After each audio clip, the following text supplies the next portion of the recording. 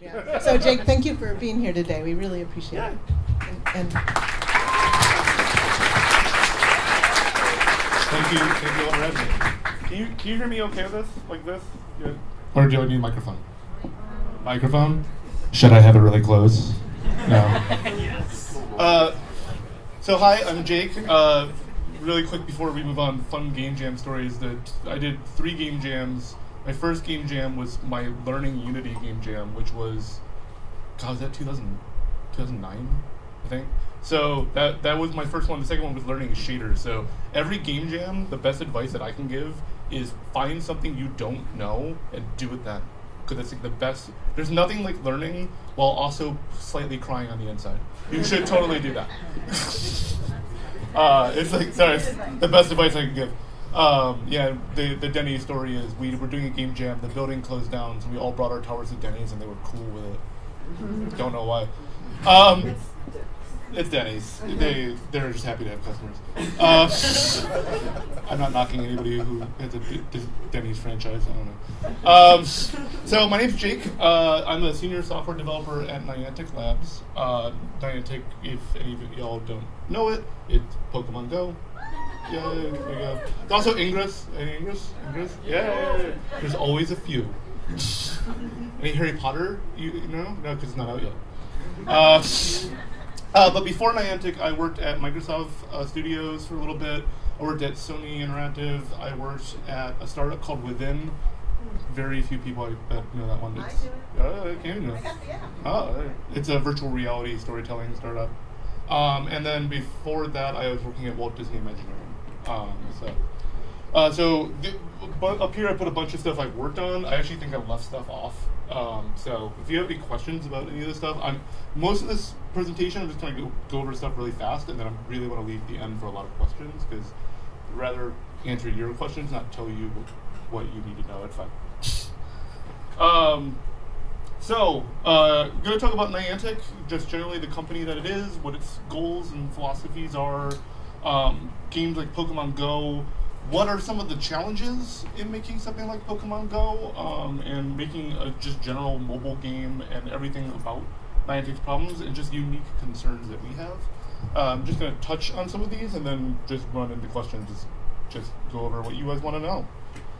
So what is Niantic? Can anybody tell me where the name Niantic comes from? I hope Mike Tun didn't already do this. I don't think so. Does anybody know where the name Niantic comes from?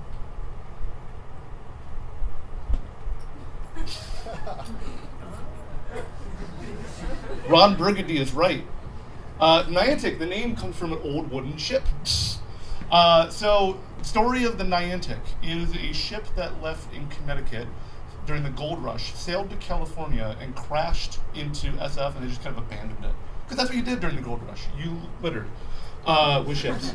So, with that, the Niantic over the years in SF became a restaurant, it became a hotel, it became a bunch of different things, and then finally it became a bank. Like they built a building around it, and they made a bank. During construction of the bank, they found the Niantic, and no one knew it was there at all. There was like a whole news story about it. There was this just huge mentality of there was an old wooden ship inside of the bank. I think it was like a Bank of America or something like that. So with that, that's kind of the reason why that is the name of our company, is because with games like Ingress and Pokemon Go and Harry Potter comes out, the idea of our company is we want to get you to go out and explore. We want you to get out and experience the world around you, and discover things in your neighborhood that you didn't even know were there. I can't tell you how many times just playing Pokemon Go myself, I go out and I'll go to a Pokestop and be like, oh, I had no idea there was a totem pole at the library. Or something that's an actual thing. Stuff like that. So there's just so many things to go out in the world and discover, and we want to make our games to have people explore the world around them, get moving, get active, explore with other people, and experience this entire world around you and enhance it a little bit with our games. So with that, background on Niantic. Niantic started off as a team that made Google Earth and Google Maps. So very simple at that point. It's just map the world and get everything out there. They spun off from Google and they made their first game, Ingress. You might know it as the game that's fun if you really get into it. Otherwise, it's really hard to play. It's because it was their first game, not a bunch of game developers, but had some mild success with that, and then they worked and launched Pokemon Go. Might have had some success with that. Kind of ran away, did really good. Turns out people like Pokemon. And we are working on Harry Potter Wizards Unite. Should be coming out soon. I can't say a date. Maybe if you buy me a coffee afterwards. That being said, the goal with all of this has never changed. The idea is to go out, see the world, move around, explore with other people, and we add this layer on top of interactivity in gaming. Where Ingress, it's a secret agent game where you're kind of trying to understand this world of XM. You join either the Resistance or you join, I can't remember the other name right now. English guys help me out. Resistance or the Alliance? No. Enlightened. Yes. I don't know why I forgot that. I don't work on English, I work on Pokemon Go. The Resistance or the Enlightened, and you try to get control by creating connections between portals in the world. Pokemon Go is as simple as it sounds. You go out, you catch Pokemon, you spin Pokestops, take over gyms, raids, so on and so forth. And if anybody saw the announcement yesterday, PvP, that's been my baby. Is anybody excited for that? I'm really, it's literally, this is just me, this is just my own self-indulgence, because I've been working on it for months. And Harry Potter Wizards Unite is going to be coming out soon, and you'll learn those things. So with that, what's the best way to go out and explore the world? Mobile. Mobile, for most developers, is not the most sexy thing to work on. Why? Because you're asking for constraints. You are asking for a processing power that is smaller than a PC, than a PlayStation. You're asking for a hard world to enter, especially for a number of different reasons. So you have network issues that you have to deal with. You're out, your cellular network is never going to be good as an Ethernet plugged into your machine. Storage is always a problem because you have a smaller device, so therefore you have smaller storage, or slower storage. Low CPU, low GPU, low RAM.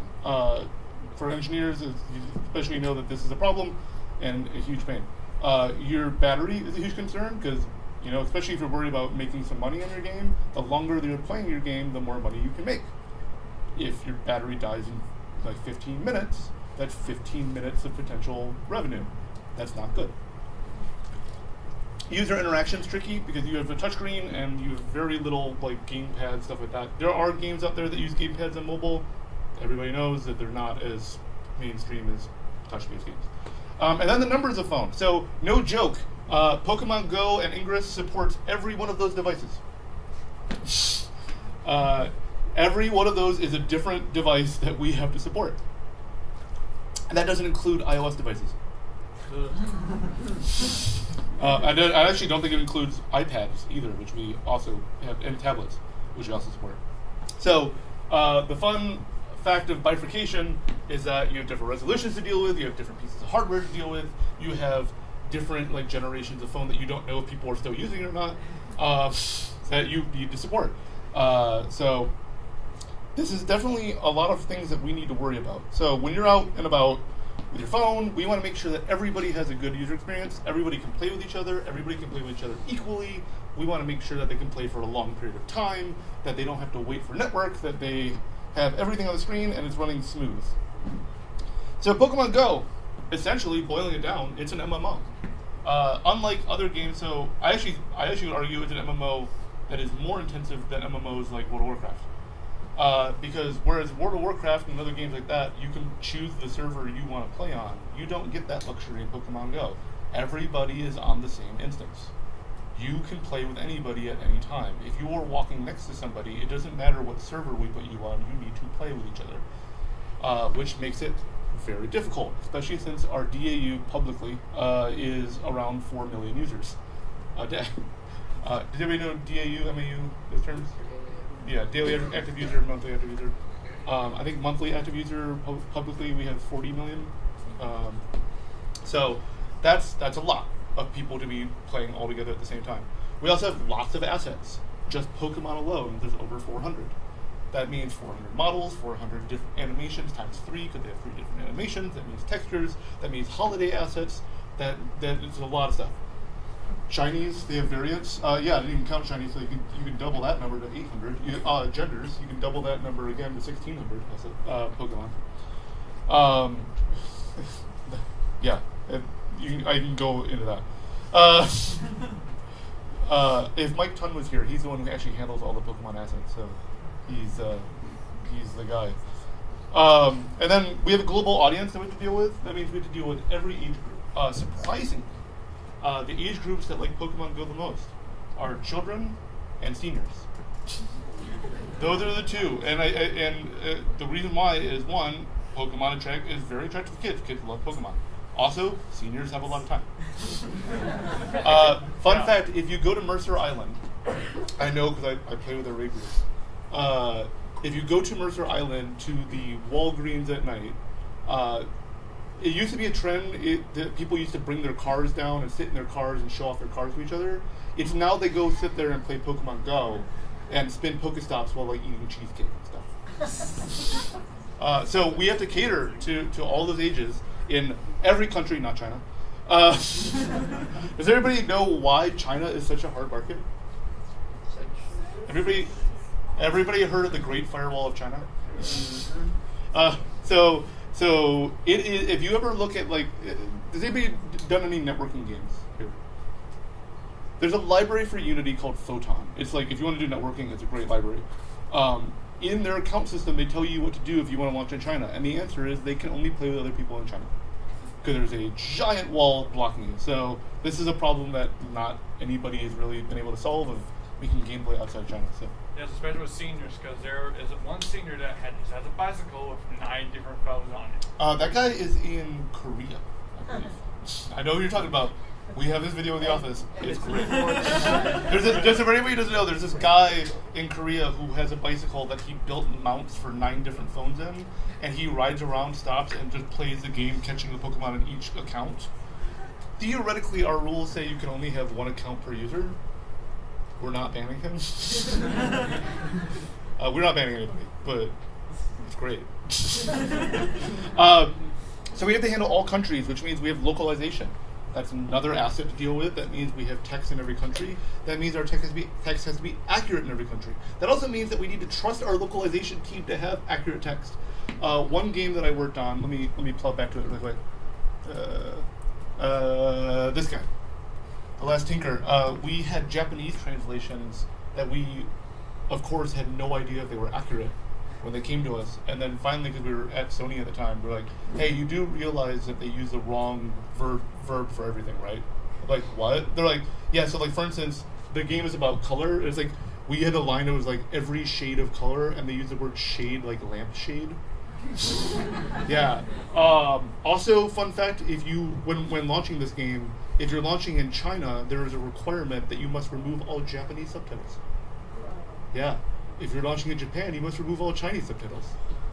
Look up that history. That's a fun one. So we have to handle all countries. Another fun story of localization. I heard this story from some people at Valve.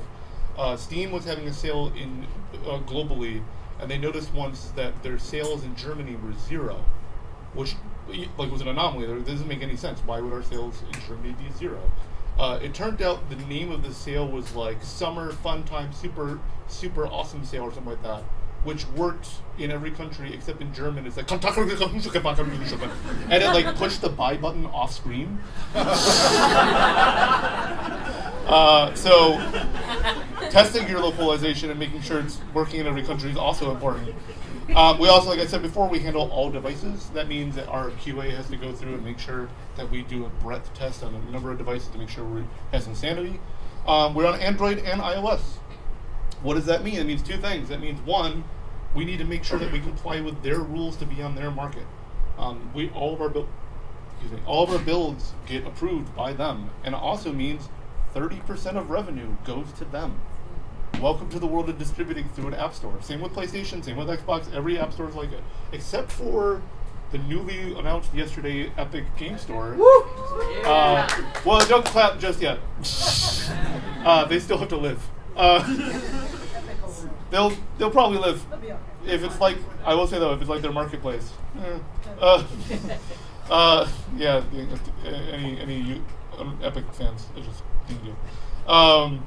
So you have to deal with that. You also have to deal with side problems of distributing their stores into the approved things in your game that you think they should and they don't think they should, and debates and all that stuff. We have long gameplay sessions. So our community days. Anybody ever done a Pokemon Go community day? So Pokemon Go community days are pretty sweet. I'm not gonna lie. If any of you want to, the best place that I've been to in Seattle is in downtown Bellevue during community days. So what it is for 3 to 4 hours, or all weekend, depending on how bad we screw this race. For 3 to 4 hours, we have one special Pokemon that we launch that's just like massively spawned everywhere, and you have a higher chance of catching a shiny version of it. If you go down to downtown Bellevue, there's somewhere in the vicinity of maybe 2,000 people in the park walking around, all playing Pokemon Go. It's nuts, and like it's super long. But those people need to play the entire session. That's 4 hours of phone battery with a Unity game running on it. Yeah. Any engineers are like, oh god. So we need to be able to survive the 4 hours, and we need to be able to survive on high-end devices and low-end devices. So that's fun, because your battery gets worse with age. We also deal with map data, which is incredibly complex. If anybody ever wants to have fun, go look at open maps.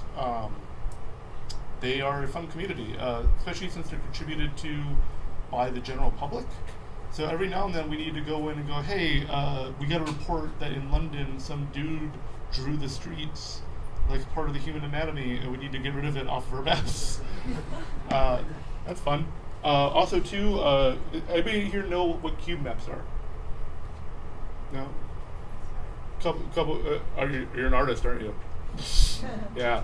Cube maps are a special way of getting textures that go onto 360 objects. They can be used for other things if you're tricky, but that's usually what they're used for. Essentially, map data is an inverse cube map.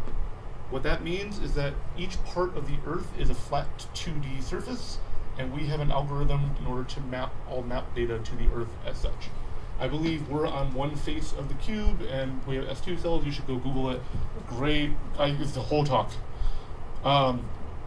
So I'm going to talk about some of our problems that we have to deal with, and how we solve some of them that are generally not India. But they're just general things in the app that a lot of people do in the game industry. So networking problems. So when you use the network antenna on the phone, it kills battery life. It's really bad. You should try your best to not use it as much as possible. Millions of users hitting our servers can take down servers really fast. So, hey, every frame you have a network call that hits a server, try scaling that up to, 4 million people hitting your server. That's going to take down your server and slow it down a lot. Networking itself takes time, so if you have in-game actions that rely on a response from the server, you better make sure those things have timeouts. You better have a gate plan B. There's a lot of complaints with Pokemon Go that are just understandable, that like, you'll spin a Pokestop and it'll say error, cannot do it this time. That just means you don't have network. There's nothing we can do. We don't want you to sit there with a load spinner every time that you spin a Pokestop to wonder if it really happened. It doesn't make sense. Different areas have different speeds. Kind of goes back to the same thing. We need to make a game that works in the U.S. It also needs to work in like Uzbekistan.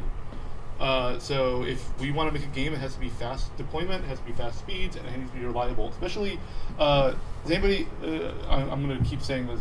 It's okay if you don't know. Does anybody know Pokemon Go Fest? Oh, okay, yeah. That not this year was it? This year there was 0 bugs. It's great. We actually were playing a Magic the Gathering tournament in the tent because we were very surprised. So the year before last though was a disaster. We call it Pokemon Firefest if anybody knows that joke. So Firefest was a festival done by, I think it was Ja Rule, I think it was. That basically they went to an island and like there was no food or bathrooms, and Like, there was no way off the island. And it was like a bunch of rich people, like Lord of the Flies style. It was great. Well, that's not great, but it's hilarious. We call it Pokemon Fire Fest for 2017 Pokemon Go. So what happened there is we invited 30,000 people to Chicago to play Pokemon Go, and we had a special event structured for them. We did it again this year. But last year, what happened was all the cell phone companies didn't believe us when we said the load that was going to hit their cell phone towers. And cell phone companies, when you do these events, they bring what's called cows, cellular on wheels. And they brought like one a piece, and they went down. And then like all of a sudden, nobody could connect to our servers. Nobody could do anything. The game just kept spitting out errors left and right. And like, we didn't solve it for an entire weekend. That people paid money to go there. We actually, it's all public news, we had a class action lawsuit against us that we settled simply because, like, no, you should win. Like, we agree with you, we screwed up. But this year, the cell phone companies believed us. And we actually were able to get, I think they had 4 apiece, except for Verizon, who still thought they can get away with one super cow, they called it. It went down. Funny thing is, it worked for a little bit, but they forgot to set the GPS positioning like where it is correctly. So everybody's cell phones thought they were in New York. So like when the event started, they're like, why aren't we playing? I'm like, because the cell phone tower thinks you're somewhere else. So it's fun. For anybody who knows how GPS works, GPS, the way it works, is a number of different pieces of tech. The first one is it latches onto your Wi-Fi network to try to see where the Wi-Fi thinks it is, and go with that. Otherwise, it goes to every cell phone tower in the area and triangulates how fast it takes to go to each cell phone tower. That's how GPS generally works. GPS satellite is another one. No phone uses that because that would just kill your battery. So anyways, with all that, how do we solve these networking problems? Because there's a lot of them. Bulk data transfers. If you actually sniff, this is all public, you can sniff the traffic of Pokemon Go. If you sniff the traffic of Pokemon Go, we tend to do massive amounts of data all every like 30 seconds or so. Why? Because we want to make it so there's one hit every 30 seconds per user, not 30 hits every second per user. So that we can just go and send data to our servers. It dramatically reduces the hit on our servers. It dramatically reduces the amount of time people are waiting. It offloads stuff in the background. Things that are quick response now have faster response time because the server's not bogged down. It allows a lot of optimizations. The other thing we try to do is re-simulation. Anybody who looks up a library called Good Game Peace Out, it is a software library that is used by Street Fighter. What happens is when you're playing Street Fighter on, you know the problem with it. I know. Do you play Skullgirls? Yes. Skullgirls is better. Yes, it is. It is 10 times better. So with that, what Good Game Peace Out does, which we don't use this, but we use something similar to it. GGPO will take every action in a video game, every turn, and send them in sync as to what turn it is. So like, the turn could be like a third of a second, it could be a second, whatever you define it. But like, you know, 1, 2, 3, 4, it'll count upwards. And users, when they press button input, will send a message to the server, which will relay it back down to the other client, and it'll see what turn it happened on. So like, let's say player A is on turn 4, and player B is on turn 8. Well, player B already did everything, so like in Street Fighter, he's already punched the guy and his health went down. So what Street Fighter does is it goes backwards in time, yes, as if 4 actually arrived on time, and recalculates everything from that point. And then Street Fighter fans hate this. They hate it, as you can hear. They hate it so much. Like what do you mean? It says it goes back in time. It means literally, if you think someone is dead, they're not dead. It will So go back in come here. I'm going to simulate what happens. So it's great. Okay, I want you to fake. do a fake Street Fighter punch. On the player's machine, it looks like this. But then the network packet comes in, stay still, and it looks like this. Because that's what would have happened if he actually was there on time. Which is why Street Fighter tournaments will refuse to use online networking. Yes. So it's good in some ways, it's bad in other ways. So something as simple as a Pokestop spin, it's fine. Street Fighter, not fine. So besides that, we have asset management issues. So like I said before, we have hundreds and hundreds of Pokemon that we have to deal. Game stores like Android and iOS want small file sizes. Why? You want to download over 4G. You don't want to download over Wi-Fi. Well, you might want to download over Wi-Fi, but you would prefer that you have something small enough that you could easily download over 4G, not for hours and kill your data plan. So how do we make a game small enough that you can install it but still have all these assets? Simple. Download it after the game has been downloaded. This is not a new tactic. Games have been doing this for years. PlayStation actually requires it. If your game is over 5 gigabytes on PlayStation, I think it's 10 now, 10 gigabytes on PlayStation, the first 10 gigabytes have to be playable. Everything after that point has to be downloaded while the user is playing. Steam does this too, I believe. Xbox definitely does it. Yeah, that's because if you're really playing on PlayStation, Xbox and download different asset store, it'll say data to start application and then all data. Yeah. So basically, So did anybody play Shadows of Mordor? Okay. Did anybody get really confused at that opening level? Yeah, that's because of that. They had to download the first portion of the game, make it playable, which on an open world game is insanely difficult, and then after that, you can play the game. So they had to make a whole brand new separate level because of that. There was a good postmortem talk that they gave one. Other games have had unique solve for it. I think there was the first Destiny game. The first level is a screen that says it's downloading the rest of it. yeah.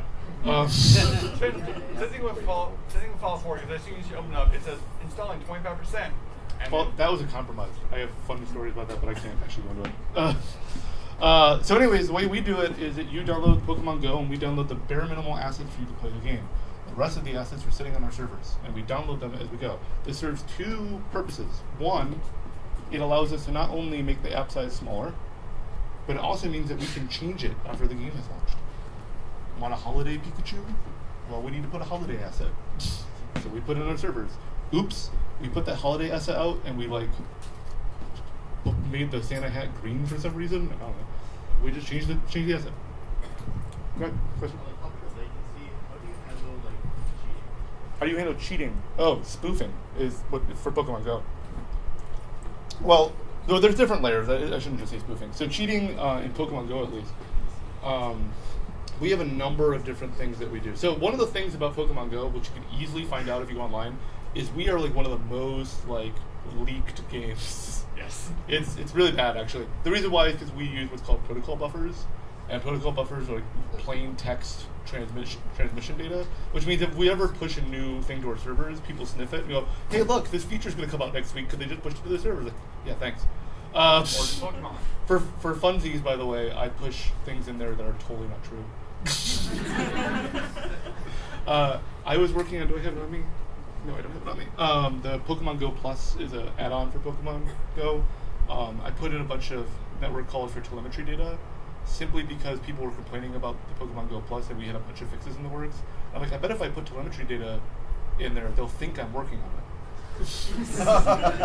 and then sure enough, all the forums are like, "Hey, he's working on it." Oh wait, this is being videotaped. Don't put that up there.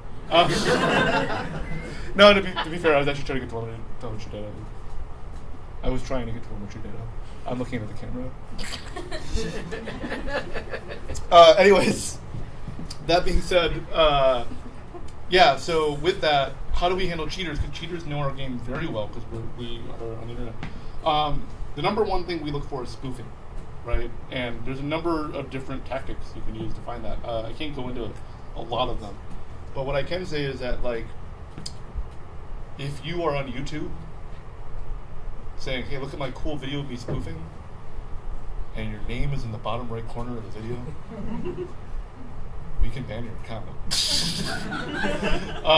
Also, if you're spoofing and you're on YouTube and you have a video and you think you're clever because you hid your name and you have 3 Pokemon with distinct CPs, the percentage chance someone else has those 3 Pokemon with those distinct CPs, we can ban your account. But we also have a bunch of other things like, hey, we detected a VPN on your network, we're going to deal with that. Or, hey, you just teleported from Germany to China to Germany to Tahiti.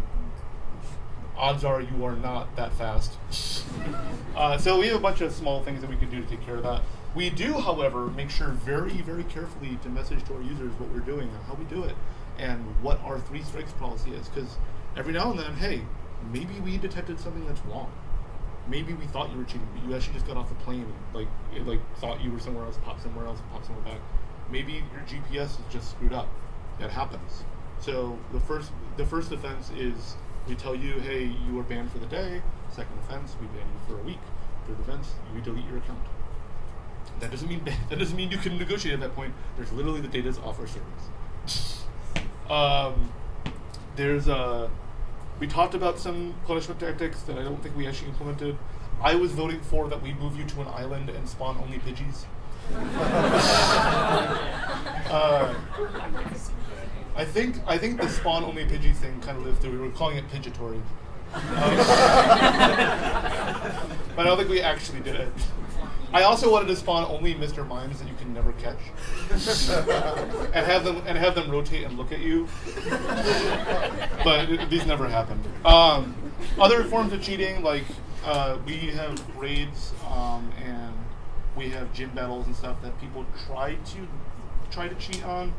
9 times out of 10, it's really hard for them to cheat because our servers are very rigid in the structure of the game, and in order to simulate that would be a lot of work. So we kind of have simple things like every few minutes, every timeout, we basically wipe data off our servers, so it'd be really impossible for you to cheat. And then after that, we have a number of different encryption protections and stuff like that, so people can't steal data and do things live to the game. So there's some libraries out there you can look up that do that. As far as asset protection, people stealing assets, we are downloading it to your phone. You just steal from the phone. There's not much we can really do on that front. Yeah, it's also not that hard to make a Pikachu in Maya if you just work at it. Go on Turbo Squid, I'm pretty sure they're there. So anyways, where was I? How do we do all this to keep stuff on our servers? Does anybody here use asset bundles in Unity? Anybody looked up addressables? Yeah, so sweet. They're coming out. I think they're actually out right now. Asset bundles are a way of you taking things that have been imported into Unity, exporting them to file, so you can load them back in at runtime. Fun. You okay? Okay. You okay? Everybody look back there. I just want to make sure she's okay. So asset bundles are important because a lot of problems that people face are trying to load real-time FBX files or OBJ files. The problem is every game engine loads in your asset and converts it to a format they can use. Why? Because you want it to be simplified, you want it to be fast and easy to use in their engine, and you also want it to be as small as possible without any extra stuff that you don't need. So using asset bundles converts it to a format Unity understands, or Unreal if you use Unreal asset bundles, and can load stuff in at runtime. You can also load it from the network in runtime, and with the new addressable system, you can also load it with a versioning system, which is super nice. Also, make sure to unload your assets when you're not using them, and load them in quickly from places that are smart. Anybody use resources.load in Unity? Don't. It is. They openly say it's just they're trying to deprecate it. The last thing is really I'm going to go over really fast is quality, and this is a big deal because it's overlooked quite a lot. QA is super important. I remember when I worked at Disney Imagineering. Disney Imagineering is not a gaming company. They're not a software company. They're an animation company. So with that, they don't quite understand software life cycles as much as say Microsoft, Apple, Amazon, and all that. I was in a meeting once, and we were going over a schedule, and it was like, oh, what is this last 2 weeks? I'm like, oh, that's just QA. It's bare minimal, I know, but you gotta QA stuff. And just get rid of that. I'm like, no, because we gotta have bugs. Just don't put bugs in it. So that ride is called Talking Mickey.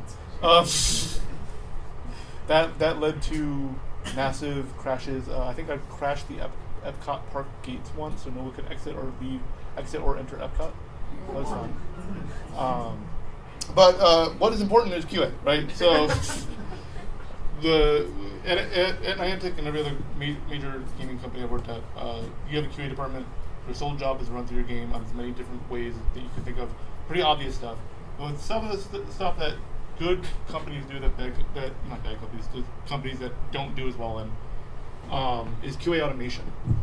There's two basic ways of doing QA automation with games. It's unit tests and then integration tests. Does anybody know the difference between those two?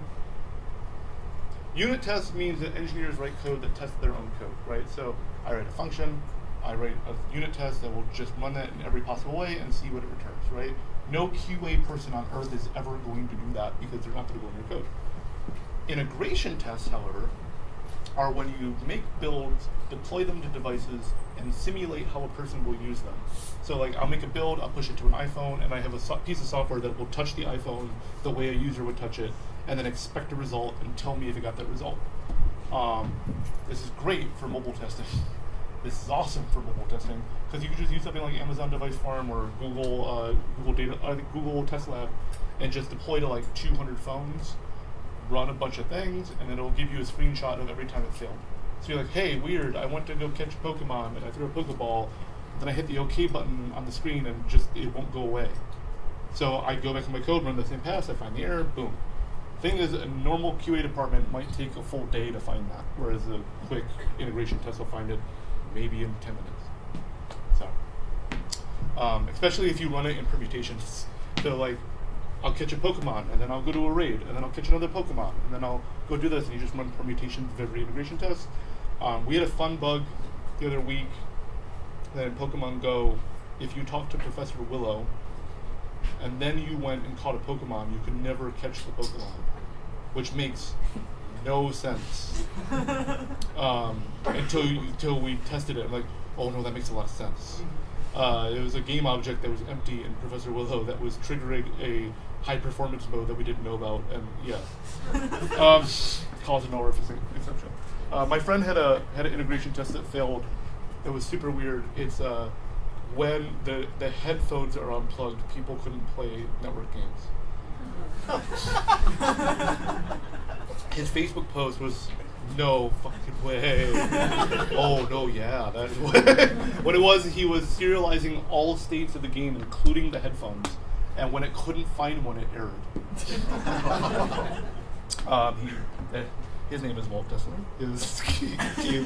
It was called Chippy Ship. I can't remember what he called it now. So it's super important to do QA because there's what was the joke I was reading last night? A QA tester walks into a bar, he orders 1 beer, he orders 2 beers, he orders 99 beers, he orders -1 beers. Customer comes in and asks where the bathroom is, the bar explodes. You never know what the user's going to do, so the more automation you can do, the more time you are saving, the more energy you're saving, the more money you are saving, because your QA engineers aren't spending those hours. Quick question. Who's an engineer? Raise your hand. Okay, I'm going to go with you because you're in front. This is what you get. Okay. Pop quiz. If I ask you to make a plugin that you said is going to take you 6 months, but you saw it online for $20,000, do you buy it? Do I have $20,000? You asked me if you could spend $20,000. Can I spend $20,000? What do you think I'm going to say? I'm going to say yes. Oh, okay. Why am I going to say yes? Because you don't have to say G to make it. I'm hoping I'm paying you more than $40,000 a year. And it's cheaper to have you go do something else and just buy that plugin if it works. It's important to understand the man-hour costs of doing things. So, like, there's this one time at Disney, I'm rambling at this point. There's one time at Disney where I was sitting in Epcot in Test Track, and they have this time station where like all the employees will come up, they'll input their hours, and then they'll go and do their job, and then at the end of the day they'll come in and put their hours again and leave. I sat there and I was just bored. I sat there and I timed it. Every employee's average time was 15 minutes to input their hours. So I ran there and I calculated, okay, well, Disney World has 60,000 employees approximately, which is huge, but it's a small city. 60,000 employees approximately. If every one of them is paid an average of like $15 an hour from the high level employees to lower level employees, if you add those 15 minutes up over a year-long period, that's around $12 million Disney is spending just to calculate how much they are working. If they just made that interface to be a 1 minute, 2 minute operation, they would save like $10 million. Yeah. Just Disney. Yeah. I don't care. I brought it up to my boss. He goes, "Yeah, I'll tell somebody else." So, in essence, this kind of wraps up pretty much everything I have, because at this point I'm pretty sure what time is it? 1:45. Yeah, about 15 minutes left? Yeah, so I want to... Yeah, I kind of rambled at the end there, but don't worry about it. So at the end of the day, like, this is everything it takes to make these games successful, right? High performance, make sure your stuff's working, profile, engineers profile, please profile. Raise your hand if you used Unity Profiler. Raise your hand if you're an engineer and did not use Unity Profiler. Raise your hand if you're an artist and didn't use the profiler. Cool. Take that hand and go like this, and then go use Unity Profiler. Unity Profiler, for anybody who doesn't know, is a tool to let you see exactly what your game is doing at any time and the performance of it. If you do deep profiling, otherwise known as instrumental profiling, you can see what line of code and how many milliseconds it takes to run. By using that, you can determine, hey, so I did this the other day, for QR code scanning in Pokemon Go, I found that our frame rate was dropping to 15 FPS, which makes no sense. It's just a camera feed. And then I looked at it, and there was an n² operation running every frame. I found it by opening the profiler, finding a giant spike in that line of code, and then I went in and found the exact line, and then I commented it out, and the spike went away. So I just multi-threaded it because I'm too lazy to fix it. So with that, I want to Q&A. Not QA, Q&A. So if anybody has any questions about Niantic, Pokemon Go, anything engineering related, anything industry related, job related, I've worked at big companies, startups, whatever, just let me know. You had your hand up eagerly.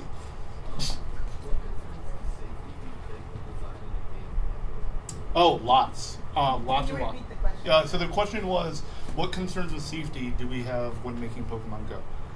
We have lots of concerns.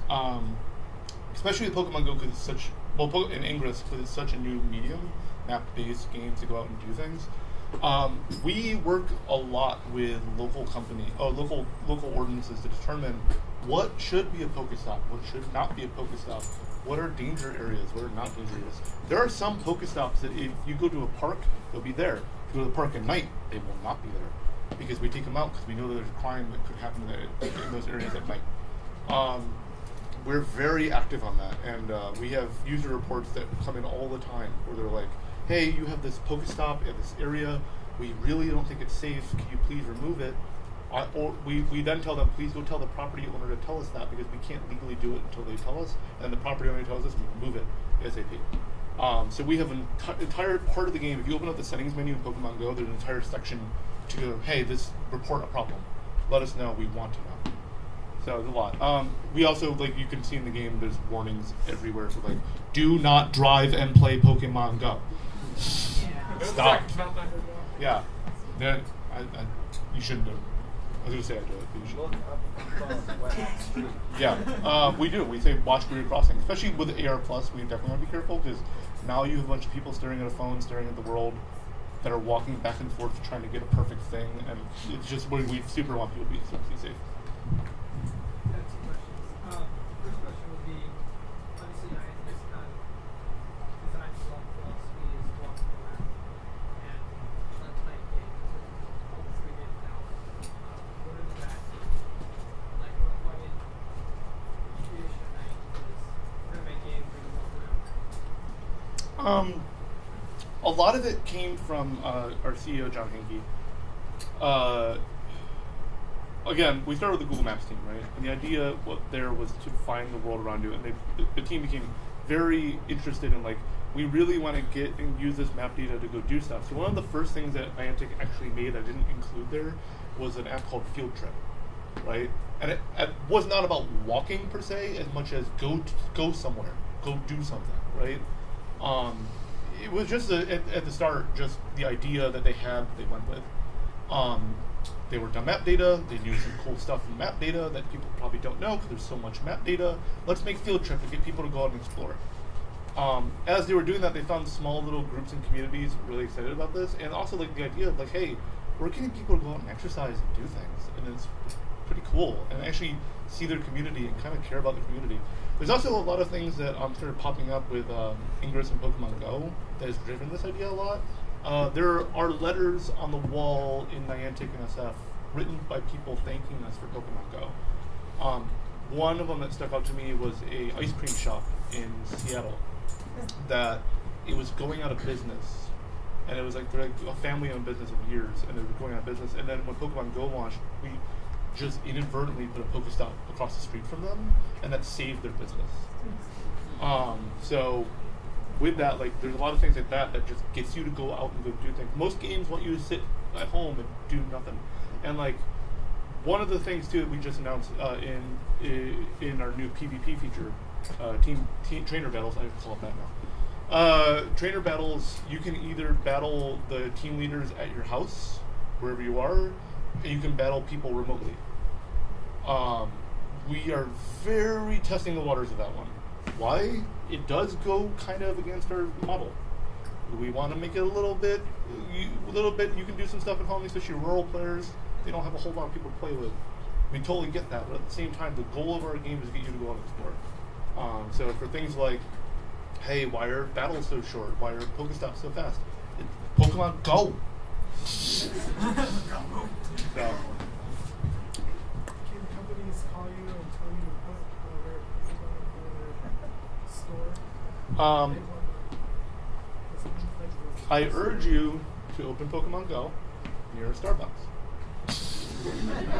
You will notice there's a Pokestop labeled Starbucks. You'll also notice that you can go buy if you go right now to the Starbucks upstairs and say, I would like the Pokemon Go drink, they got it. It is advertised in the app. So it is something that we do work with. We work with companies to say, hey, there is sponsorship in our game. If you want to have a Pokestop, go for it. Why? Well, it really behooves us to find areas of the world that can actually have businesses that we can pull people to. And as soon as we get the structure 100% down, you better believe small businesses can get in on that too. We want to bring people to businesses and get them to get stuff out of it. So I was kind of going to touch on that as well. Like, what exactly determines what businesses get sponsorships with you guys? Is it that they reach out to you, or does Google go to that? Bit of both. At the end of the day, I can't go too much into it because like our marketing department will work with people. We are also building an infrastructure for this, so eventually like we'll have different things for that. Over time, it's very important to understand Niantic is still going through this transition from startup to full-blown corporation thing, because like Pokemon Go was such a huge success. Like, oh, okay, we're running fast. Majority of last year was just getting Pokemon Go to a point where it's like stable and working good and to what we actually wanted it to be. I think with PvP we actually found out all the features from the original trailer in there. But that being said, like things like marketing endeavors and stuff like that are things that are still fluid and growing. So there's a lot of, sometimes they come to us, sometimes we go to them, sometimes we talk to them, sometimes partners talk to them, and all over the place. What are your thoughts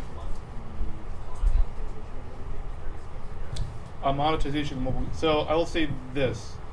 One of my questions before joining Niantic is, are you going to try to heavily do pay to win or monetization in your games? If their answer was yes, I wouldn't be working there. When I got the offer from Niantic, my wife makes fun of me for this all the time. I basically told my wife, I'm like, I don't want to do it. It's a mobile game company, it's a social game company. I know about it. I know what Zynga is. I don't know if you have Zynga speakers. Sorry, I'm going to kick them a little bit. Zynga gave mobile games a really bad name in the past because of the way that they not only ran their business, but also because of their monetization and Skinner box stuff, which they've, to their credit, have stopped doing as much. But that being said, mobile games get a bad rap because of that. Pokemon Go, and Niantic especially, does not do that. We don't do anything that's pay to win. There are 0 items to buy in the Pokemon Go store that will help you catch a Pokemon easier. There are 0 things in the store that'll help you win a raid. There are 0 things that'll make you not visit Pokestops. The majority of stuff in there are like, hey, you can play the game to get this stuff, right? But if it's like a community day, and I have no Pokeballs at all, but I want to have a good day outside, I can pay $5 to get Pokeballs, right? But at the end of the day, if they just went out and were patient a little bit, for like, and when I mean a little bit, I mean like 5 seconds, they would get Pokeballs. They just have to actually go do it, but sometimes they want to catch Pokemon and not spend Poké stuff. So. Did the success of Pokemon Go influence the Did the success of Pokemon Go? Did the success of Pokemon influence Pokemon Let's Go? Yeah. You might notice they have the exact same catch mechanic as us. You might notice that we integrated with them. I did a lot of that work. It heavily influenced it. Interesting fact: shinies were not that big of a deal until Pokemon Go. They were in the games. They were kind of there, but no mass collection. Pokemon Let's Go has mass collection because they realized, oh wow, people really want to go. Got another question. Three more questions. So a couple weeks ago, when you had the Meltan quest, and you had that weird bug where it wasn't showing dialogue or anything. Yeah, we forgot to push the string. Did you guys hear that question? How did you guys deal with that, like on your end? So how do we deal with it? So not very difficult. So what happened was, the question was what happened with our Meltan bug the other week. We had a bug where we pushed a quest live, but there was a mishap where the strings for the quest went live. What that means, the strings, is that localization strings weren't live. In our game, we have keys. We look up localization tables and get the words for said keys. If the strings aren't there, it just defaults to the keys. So there were a bunch of like professor underscore dialogue underscore 01 like popping up in the game. The way we resolved it, we just pushed the strings. That was the answer. It took a little bit because we have to do some QA to make sure, hey, we're pushing the strings now. You're not if they're bad. So like we went through QA super fast and I think it was like live for 2 hours, I think, something like that. That's just how it works. And if we need to change dialogue, we do it the same way. Like you might see live English or whatever dialogue. If we need to change it slightly, we just push new string and it pumps it. But it doesn't stop users from going on Silph Road and making fun of us. It's fine. We're on it all the time, reading it. Silph Road, by the way, if anybody goes on there, is great. One of the best things as a game developer you can do is listen to your community. And Pokemon Go community has this group called Silph Road, which are amazing. They like literally write bug reports for us, like really accurate bug reports. And like we literally just ingest them and hand them to our QA team. We're like, thanks. And it's just Can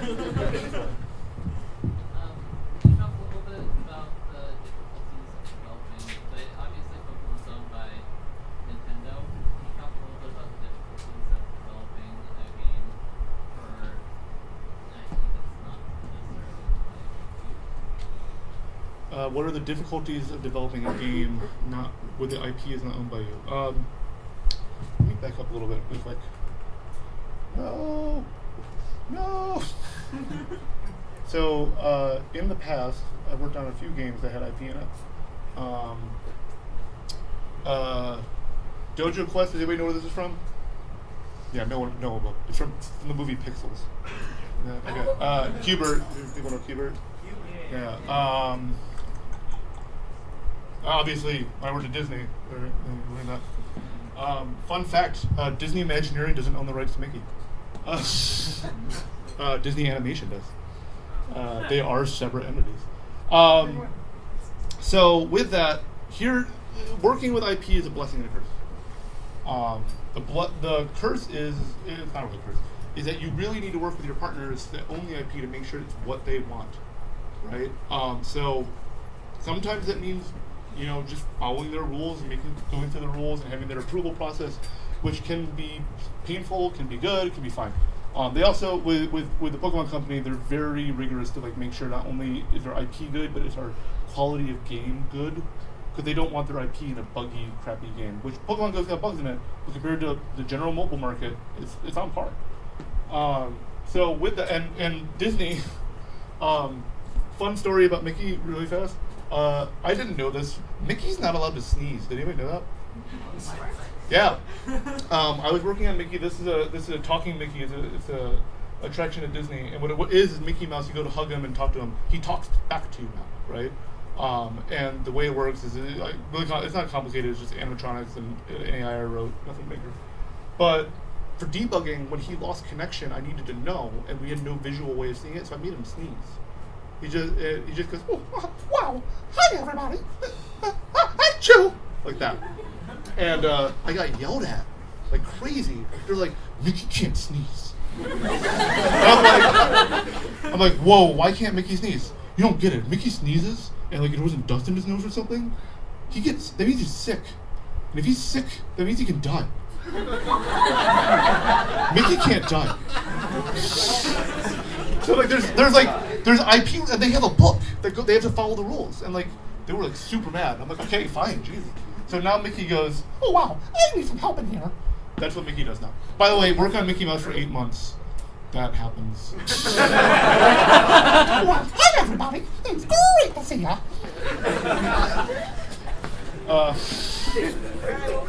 We got one more question in the back, and then we got to wrap it up. I don't know if there's an IP violation for these videos.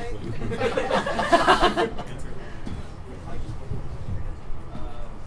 So what is you guys' idea with where's our idea with Wizards Unite? Well, besides Harry Potter's a great IP. Oh, sorry. I'll answer that in a second, but to dovetail I only gave you the curse, not the blessing of IP, and it kind of dovetails on what you're saying. Can anybody guess? And it's hard because how many people you even know these games? Okay. Make a noise if you know it. Yeah. Yeah. Yeah. Yep. Really?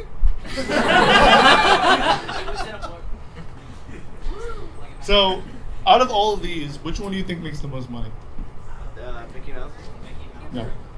What was it? Hubert. Yep. Hubert sold over 1 million copies. All of these combined probably didn't sell that. Well, I mean, it's Hubert. There's your answer. I mean, it's Hubert. Yeah, IP sells really well. And like I will say, of the games that I'm proud that I worked on, this is way below it, sort of. But to answer your question, what is our idea with Harry Potter? Is generally the idea of the wizarding world of Harry Potter is very attractive to us. Keyword world. It allows us to explore different parts of the Harry Potter universe, which is very attractive to Warner Brothers and to J.K. Rowling and all that jazz. And the idea of like there's a world where people are intermingling and they're co-working together. It's kind of the same with Pokemon, right? You have the trainers, and the trainers are all working together. There's an entire community and network and neighborhood, which we're trying to grow and build with social networks and stuff like that. Wizarding World is perfect for that. I mean, there's other things that are perfect for that. I mean, off the top of my head, a Game of Thrones game would probably be like the different houses and stuff. It'd be sweet, right? I'm not promising anything. Not confirmed. But that being said, Harry Potter is also great for that, right? It allows us to explore a world you didn't know was there, just like Harry Potter. It works. It's great. It's a perfect medium works for us, and again, the IP is great.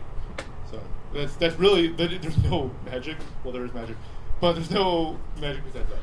Sadly. All right, so